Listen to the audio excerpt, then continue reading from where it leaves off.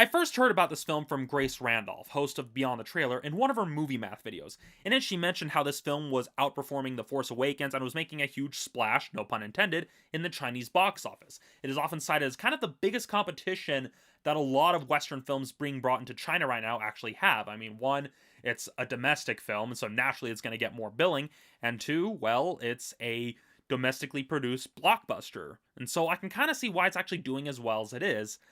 And naturally, I was curious. So when I found out that the lovely people at the Salt Lake Film Society were showing this film in their theaters, I figured it was worth checking out.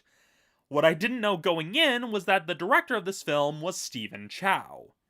Yes, the same man who gave us Shaolin Soccer and Kung Fu Hustle. Suddenly, a lot of the choices made in this movie make a lot more sense.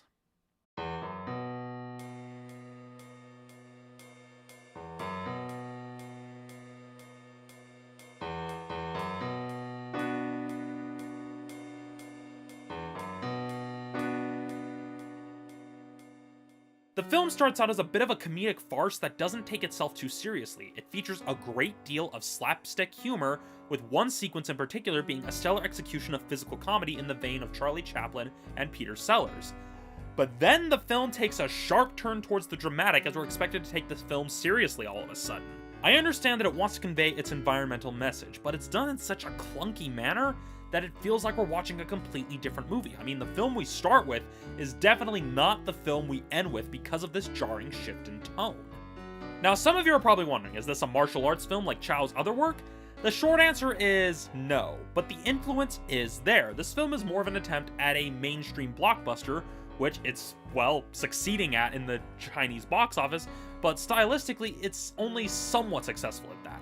However, I get the feeling that Chow is kind of at the point where he wants to get into more serious filmmaking, where he doesn't want to be doing comedies forever, he actually wants to tell a serious story, but he hasn't quite figured out how to properly balance drama and comedy. In that regard, this film's a bit more akin to Bollywood films, where they throw snippets of every single genre into one movie, and it's equally as jarring.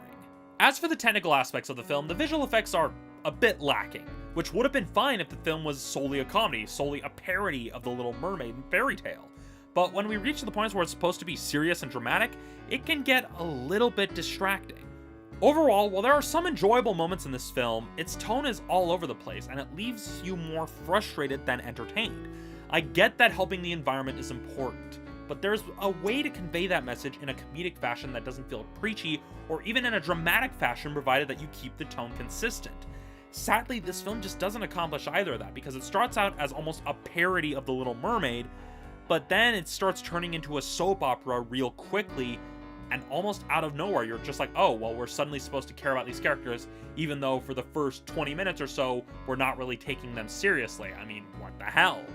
Now, if you're a fan of Stephen Chow's works, you'll probably appreciate the old Hollywood flourishes he likes to put in his films. He obviously takes a lot of cues from people like Chaplin, Keaton, and even the old Chuck Jones Looney Tunes cartoons, but personally, we've seen better from the guy. I mean, if he wants to become a dramatic filmmaker, that's fine. He just needs to work on keeping the tone of his films more balanced and consistent throughout. All of that said, Mei Ren, or Mermaid, gets a 3 out of 5. So that's it for this episode of Romney's Reviews. I'm sorry if I butchered the title. I'm basing it on the way it was romanized when it was brought here stateside, and Chinese is obviously not my first language.